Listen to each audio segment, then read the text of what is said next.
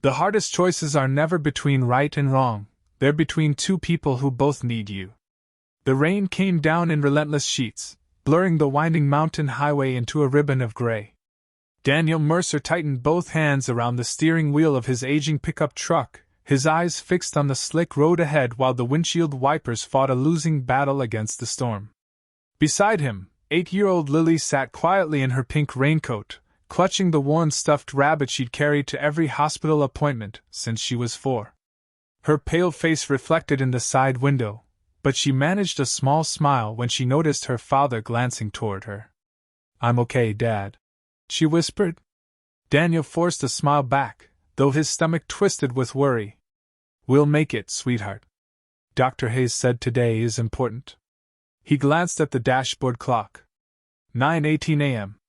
The appointment was at 10. Missing it wasn't an option. Not after waiting nearly 3 months for this specialized treatment. The narrow road curved sharply around the mountainside, surrounded by towering pine trees disappearing into the fog. Few cars dared travel this route during storms like this. Then, without warning, a black luxury SUV appeared around the bend. Its tires lost traction. The vehicle fishtailed violently. Daniel instinctively slammed on the brakes. No.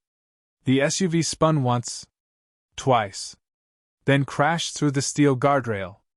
The deafening sound of twisting metal echoed through the valley before the vehicle tumbled down the embankment and disappeared among the trees.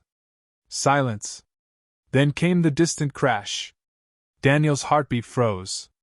"Dad," Lily whispered, staring through the rain. He had already shifted into park. For one long second, he couldn't move. His eyes drifted back to the dashboard clock. 9:20, if he climbed down there. Called for help. Waited for emergency responders.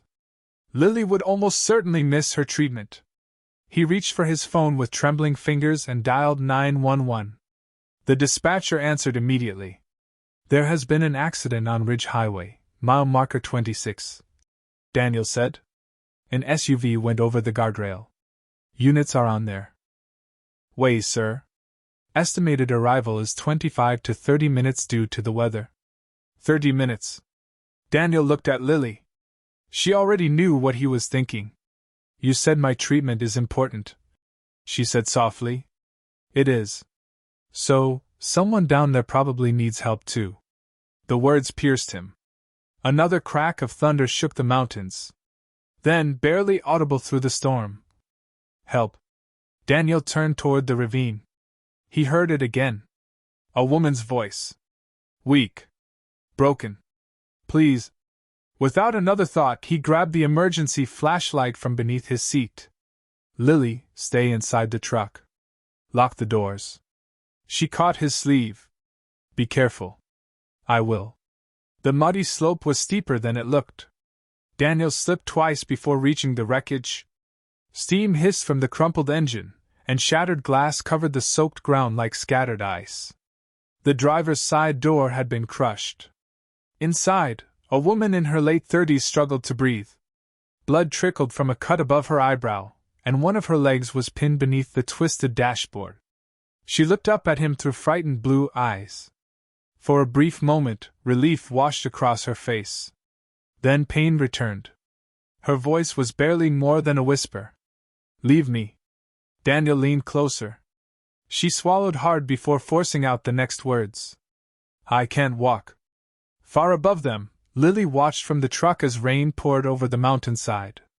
Daniel stared at the trapped stranger. Behind him, the engine began to crackle with the unmistakable sound of something about to catch fire. Courage doesn't erase fear, it simply refuses to let fear make the final decision. The sharp hiss from the engine snapped Daniel back to reality. He crouched beside the mangled driver's door, rain soaking through his jacket as he assessed the wreckage. Flames hadn't appeared yet, but smoke curled steadily from beneath the twisted hood. "We have to get you out," he said firmly. The woman shook her head, her face pale with pain. "My leg," she whispered. "It's trapped." Daniel leaned inside the crushed cabin. The dashboard had collapsed over her right leg, pinning it tightly against the seat.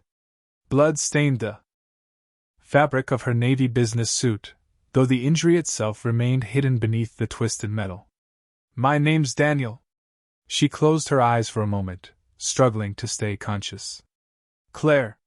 Claire, listen to me. Emergency crews are coming, but it'll take too long." Another loud pop echoed from the engine compartment. The smoke thickened. Daniel searched frantically around the wreck. A heavy steel emergency tool lay in the cargo area, apparently thrown forward during the crash.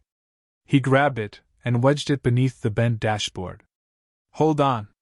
He pushed with everything he had. Nothing. Again. The metal groaned but barely moved. Rainwater streamed down his face, mixing with sweat despite the cold. Claire bit her lip to keep from screaming. "You need to leave," she gasped. "Please. I'm not leaving you. You have someone waiting." Daniel froze. She had seen Lily. "My daughter." Claire nodded weakly. "Take care of her." Daniel looked uphill toward the road. Through the rain he could just make out the silhouette of his truck. A tiny figure stood inside the fogged passenger window. Lily. Watching. Trusting him. His chest tightened. Every second mattered. Yet every instinct refused to walk away. He took another deep breath and repositioned the steel bar. "This is going to hurt." Claire managed the slightest nod. Daniel planted one boot against the crushed frame and pushed with every ounce of strength left in his body. The dashboard shifted. "Just enough." Claire cried out. "Again," Daniel said through clenched teeth. He pushed harder. The twisted metal finally lifted several inches. "Pull your leg!" she tried. Nothing. Her ankle remained caught. Another explosion erupted beneath the hood. This time orange flames flickered through the smoke. Daniel didn't hesitate. He reached inside, wrapped both arms around Claire's shoulders, and pulled while she forced her injured leg backward. The fabric of her pant leg tore. Her shoe remained trapped. But her leg came free.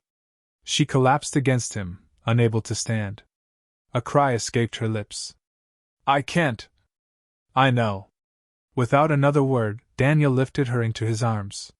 She wasn't heavy, but the muddy slope was brutally steep. Every step threatened to send all three of them tumbling downhill.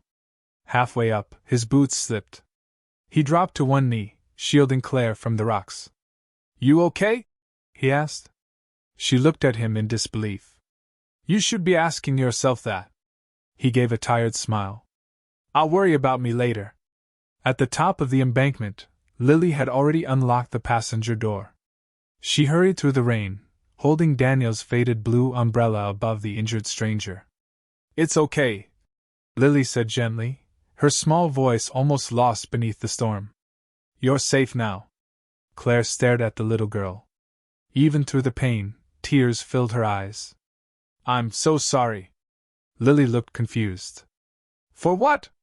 "For making your dad stop." Before Lily could answer, a deafening blast echoed from below.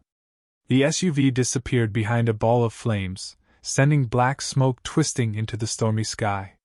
Daniel slowly turned toward the burning wreck. If they had waited even one more minute, none of them would have walked away. Sometimes the road that saves one life seems determined to destroy another. Daniel gently laid Claire across the back seat of the pickup, folding his rain-soaked jacket beneath her head. Every movement made her wince, but she never complained. Her breathing remained shallow, and her right leg trembled uncontrollably. Lily climbed into the rear seat beside her without being asked. "It's okay," she whispered, carefully placing her stuffed rabbit against Claire's arm. "You can hold him if you're scared." Claire stared at the little toy before looking at the child. "I don't deserve this." Lily frowned. "My dad says people don't have to deserve help." Daniel heard the words as he slammed the driver's door and started the engine. The dashboard clock flashed 9:31. 29 minutes until Lily's appointment. He shifted into drive and pressed the accelerator. Rain hammered the windshield so heavily that the mountains ahead faded into a wall of gray. His phone rang through the truck's speakers. "Unknown number." He answered. "This is Ridge County Emergency Dispatch. Sir, are you transporting the victim yourself? Yes. Road crews report a mudslide has blocked Highway 14 ahead. Emergency vehicles are being rerouted. Daniel tightened his grip on the steering wheel. How long? At least 45 minutes before the road is cleared. 45 minutes. His heart sank. The nearest trauma center, and Lily's Children's Hospital, lay on the opposite side of the closure. There has to be another route. There is one, the dispatcher replied. Old Timber Pass. Daniel's expression changed instantly. That road hadn't been maintained for years. Narrow. Steep. Dangerous even in good weather. I understand. The dispatcher continued. But it's currently the only way through. The call ended. Silence filled the truck. Daniel glanced into the rearview mirror. Claire's eyes were half open. You should turn around, she murmured. No. You'll lose your daughter's appointment. I know. You've already done enough. Daniel didn't answer. Instead, he steered toward the weathered sign pointing to Old Timber Pass. The road narrowed almost immediately. Loose gravel crunched beneath the tires while muddy water rushed across the pavement. Every bend concealed another blind curve. Lily quietly held Claire's hand. It's cold, Claire whispered. Without taking his eyes off the road, Daniel reached behind his seat and handed Lily an old wool blanket. Cover her. Lily wrapped it carefully around the injured woman. Claire looked at Daniel through the mirror. Why? He frowned. Why what? Why risk everything, for someone you don't even know? For several seconds, only the rhythmic sweep of the windshield wipers answered. Finally Daniel spoke. When my wife got sick, strangers donated blood. He swallowed. Another stranger drove us through a snowstorm because my truck wouldn't start. His voice softened. I never learned their names. Claire watched him silently. I promised myself. He continued. If someone ever needed me the way we once needed others, I wouldn't ask who they were first. The truck rounded another sharp corner. Suddenly the rear tires slid sideways across the soaked gravel. Lily gasped. Daniel corrected the steering just before the pickup drifted toward the edge of the mountain. The guardrail ended. Beyond it lay nothing but fog and 100-foot drop. Everyone fell silent. A few moments later, Claire reached weakly into the pocket of her soaked blazer. My phone. Daniel handed it to her. The screen was shattered but still worked. She stared at dozens of missed calls lighting up the display. One name appeared over and over. Assistant. Board. Security. She closed the screen without answering a single call. None of them mattered right now. Another painful wave spread through her injured leg. She gritted her teeth. Daniel. Yes? If I lose consciousness. You won't. If I do. She whispered, struggling to stay awake. Don't stop driving. Daniel looked into the rearview mirror. Her eyes were beginning to close despite every effort to keep them open. And ahead of them, the narrow mountain road disappeared beneath another fresh landslide. A single decision can change your life long before you realize what it has cost. Daniel slammed on the brakes just inches from the fresh landslide. A wall of mud, broken branches, and jagged rocks stretched across the narrow mountain road, completely blocking the path ahead. For several seconds, nobody spoke. Rain pounded the roof of the pickup while muddy water streamed down the hillside, carrying more loose stones toward the road. Daniel looked left. A steep cliff. He looked right. A drop disappearing into thick fog. There was no room to turn around. Claire struggled to keep her eyes open. Keep driving, she whispered weakly. I can't. He stepped out into the storm. Cold rain instantly soaked him as he examined the blockage. Most of the debris consisted of loose earth and tree limbs, but several boulders the size of refrigerators sat firmly embedded across the road. Impossible to move. His phone showed a single bar of signal. He dialed 911 again. No connection.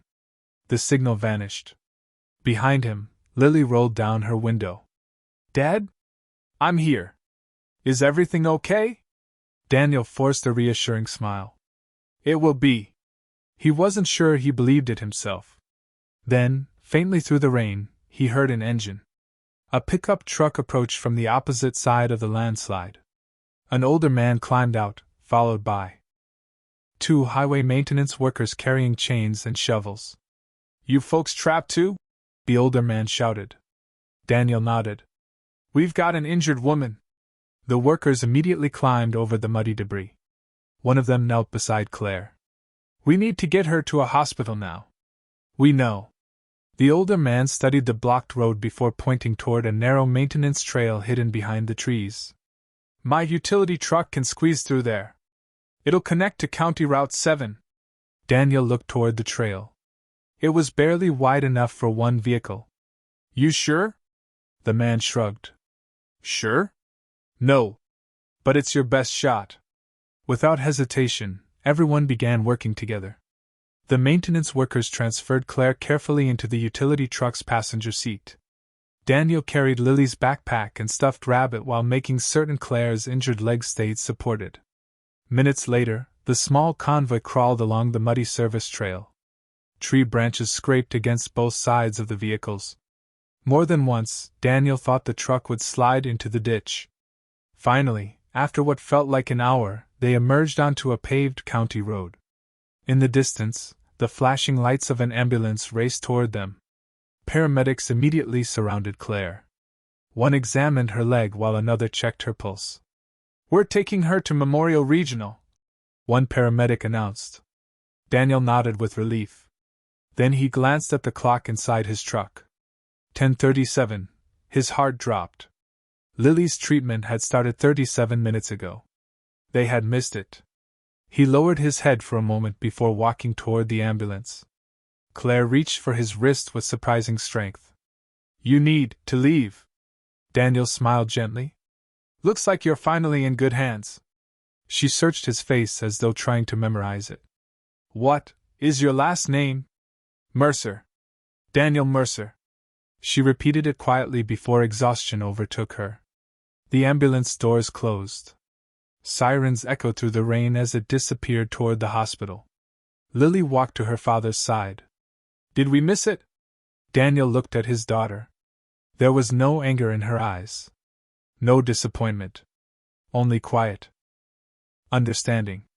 Yeah, he admitted softly. She slipped her small hand into his. We helped someone today. Daniel swallowed the lump in his throat. I know. Neither of them noticed the police officer photographing the burned SUV's license plate. Nor did they hear another officer speaking urgently into his radio. The victim has been identified. There was a long pause. Then the officer's voice changed completely. My God, that's Claire Whitmore, the CEO of Whitmore Global Industries. The greatest sacrifices are often invisible to the people who benefit from them. By the time Daniel and Lily reached Children's Hope Medical Center, the waiting room was nearly empty. The large digital clock above the reception desk read 11:08. Daniel already knew they were too late. Still, he hurried to the front desk. My daughter had a 10 o'clock appointment with Dr. Hayes. The receptionist searched the computer before looking up with sympathetic eyes. I'm sorry, Mr. Mercer. He lowered his gaze. I know we missed it. Dr. Hayes waited as long as he could. He had another surgical consultation scheduled. Daniel nodded slowly. When's the next opening? The receptionist hesitated. I'll check. Her fingers moved across the keyboard. Seconds felt like minutes. Finally she sighed. The earliest available treatment is in 6 weeks. Daniel stared at her. 6 weeks? I'm afraid so. He thanked her quietly and stepped away from the desk. For a long moment he simply stood there. 6 weeks. He had spent months working overtime to afford today's treatment. Months arranging time off from work. Months convincing insurance to approve it. Now everything had slipped away in a single rainy morning. Lily gently tugged his sleeve. Dad? He quickly forced a smile. It's okay. She looked at him carefully. No, it's not. Daniel knelt until they were eye level. I'm disappointed. I know. But I'm not disappointed in you. Lily wrapped her arms around his neck. You saved someone. He hugged her tightly. I'm sorry. She whispered into his shoulder. Mom would have stopped too. Daniel closed his eyes. Those simple words hurt more than any accusation ever could. Across the waiting room, Dr. Hayes noticed them before leaving for his next appointment. He walked over quietly. Daniel. Daniel stood. I'm sorry, doctor. Dr. Hayes shook his head. The nurse told me what happened on the highway. Daniel looked surprised. The ambulance radio reported it. For several seconds neither man spoke. Then Dr. Hayes rested a hand on Daniel's shoulder. You made an impossible choice. It still cost Lily her treatment. It did. The honesty stung. But if you had driven away from that accident, Dr. Hayes continued softly, you would have carried that decision for the rest of your life. Daniel looked toward Lily. She was sitting nearby, drawing quietly with borrowed crayons as though none of this were about her. I just wanted to be a good father. Dr. Hayes smiled gently. You were. His pager beeped.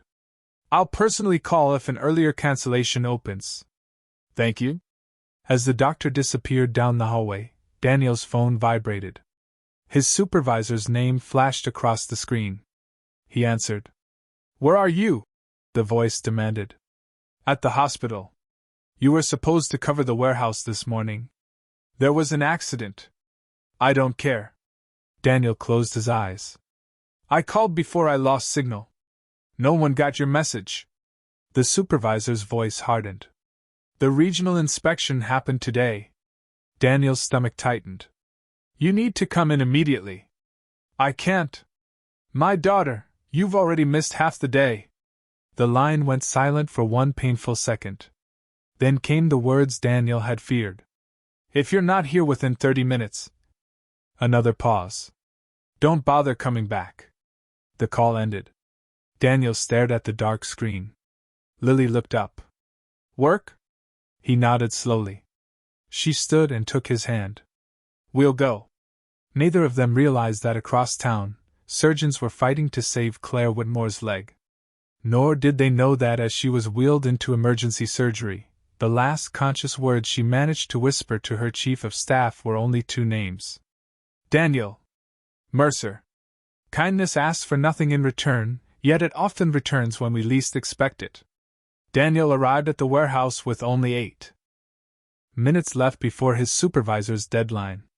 The parking lot was nearly empty. Most of the employees had already returned to work after the regional inspection. Daniel hurried inside. His supervisor, Rick Collins, was waiting near the loading dock with crossed arms. Nice of you to show up. Daniel caught his breath. There was an accident on Highway 14. I've heard enough excuses. It wasn't an excuse. Rick handed him an envelope. You abandoned your shift during the biggest inspection of the year. I called.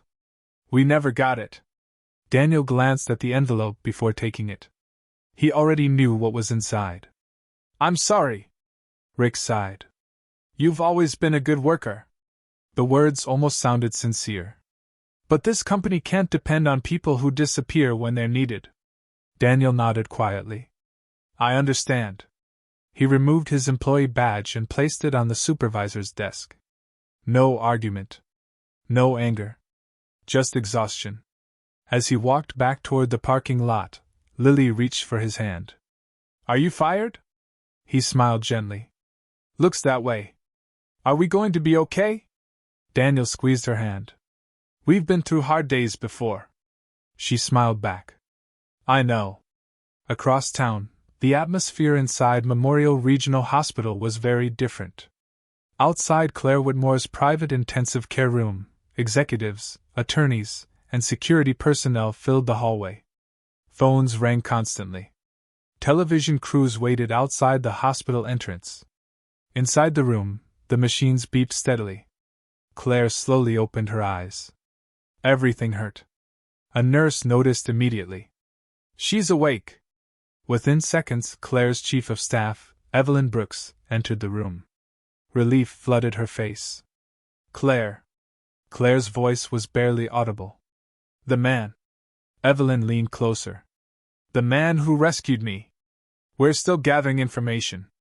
Claire frowned. No. You don't understand. She struggled to breathe. He missed something important because of me. Evelyn looked confused. Claire closed her eyes, remembering Lily's tiny hand holding hers inside the truck. The old blanket. The stuffed rabbit. The frightened little girl trying to comfort a complete stranger. They were on their way somewhere. She looked directly at Evelyn. Find them. We're trying. Not trying. Her voice became firmer despite the pain. Find Daniel Mercer. Evelyn immediately nodded. I will. Just outside the room, the head of hospital security approached. We've confirmed the accident reports. He handed Evelyn a folder. The rescuer's name is Daniel Mercer. She opened it. Age. Occupation. Home address. Emergency contact. A brief police statement describing the rescue. One final page had been added only minutes earlier. Employment status. Terminated. Effective today. Evelyn's expression changed. He lost his job? It appears he arrived late after bringing Ms. Whitmore to the hospital. Silence filled the hallway. Inside her room, Claire stared through the window at the rain that still covered the city. She whispered to herself, He saved my life. Then she thought about Daniel apologizing to his daughter for missing her appointment. For the first time in years, quarterly earnings, shareholder meetings, and billion-dollar negotiations felt completely meaningless. Somewhere across the city, a father who expected nothing in return had lost almost everything in a single day. Claire slowly turned toward Evelyn. When I'm discharged. She paused. My first meeting isn't with the board. Evelyn waited. Claire's eyes filled with quiet determination. It's with Daniel Mercer. Neither woman knew that at that exact moment, Daniel was sitting at his small kitchen table, opening his final paycheck while quietly calculating how long he could keep the lights on before the money ran out. A person's true character is revealed not by what they receive, but by what they do after they have lost everything. The next morning, Daniel woke before sunrise. For the first time in years, there was nowhere he needed to be. No warehouse. No delivery schedule. No clock to race against. Only silence. He quietly brewed coffee while studying the stack of unpaid bills spread across the kitchen table. Mortgage.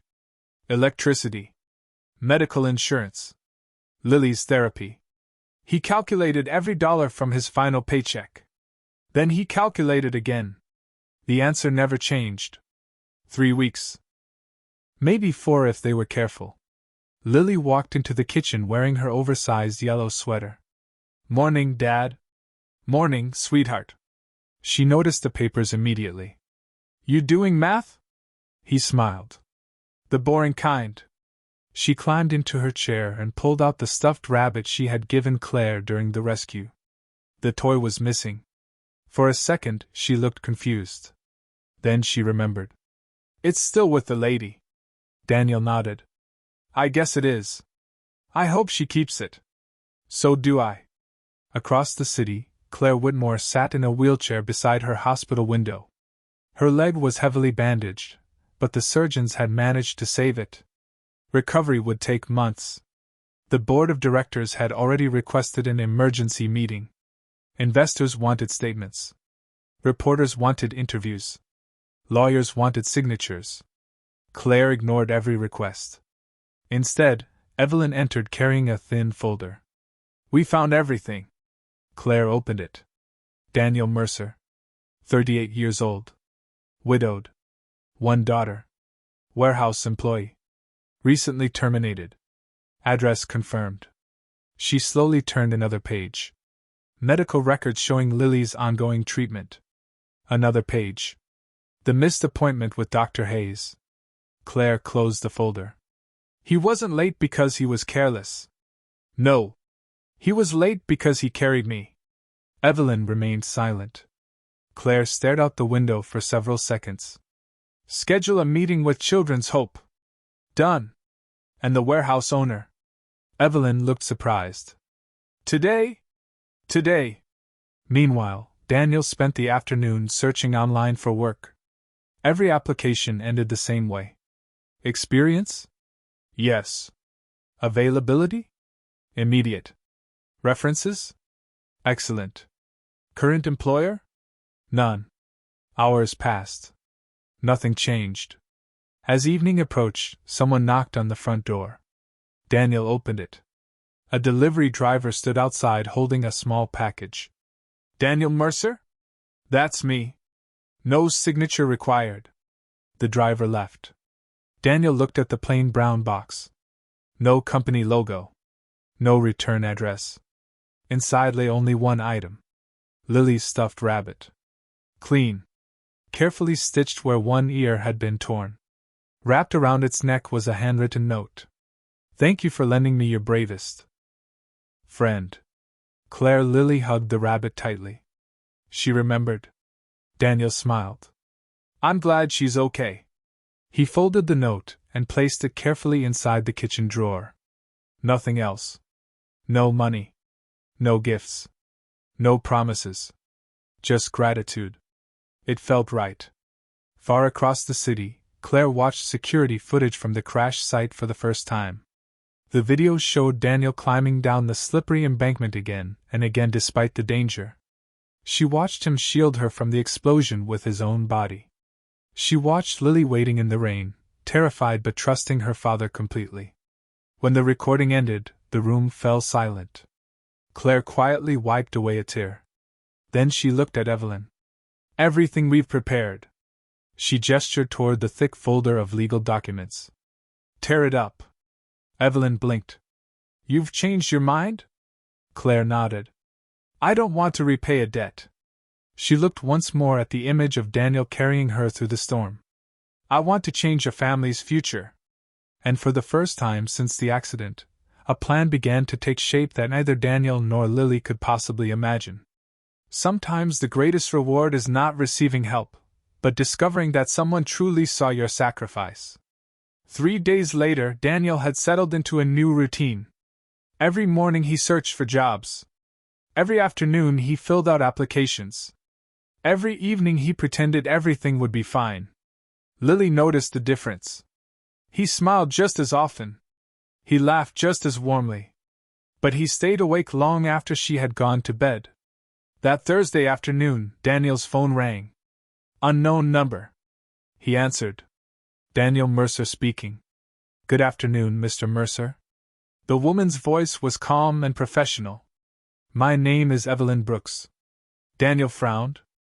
I'm calling on behalf of Ms. Claire Whitmore. He remained silent. We would like to invite you to visit Whitmore Global Headquarters tomorrow morning. Daniel looked around his tiny kitchen. I think you have the wrong person. No, sir. We're looking for the man who rescued Ms. Whitmore during last week's highway accident. Daniel shifted uncomfortably. She already thanked us. She believes words aren't enough. I'm not interested in a reward. There was a brief pause. I understand. Evelyn's voice softened. Then perhaps come so Ms. Whitmore can thank you in person. Daniel hesitated. I don't know. Lily quietly looked up from the table where she was coloring. She whispered, Dad. Daniel smiled faintly. What time? 10 o'clock. I'll be there. The next morning, Daniel drove the same old pickup truck into downtown. Towering above every surrounding building stood Whitmore Global's headquarters. Glass. Steel. Luxury. He almost turned around. His faded pickup looked completely out of place among rows of expensive executive vehicles. A security guard approached. Can I help you? I'm here to see Claire Whitmore. The guard glanced at the truck before checking his tablet. His expression immediately changed. Mr. Mercer? Yes. We've been expecting you. Within seconds, the gate opened. Employees walking through the lobby stopped to watch the old pickup roll toward the private entrance. Some exchanged confused looks. Others assumed he was a contractor. No one imagined why the CEO herself had requested his arrival. Inside the executive floor, Claire stood with the help of crutches. Her leg was still healing, but she insisted on greeting Daniel herself.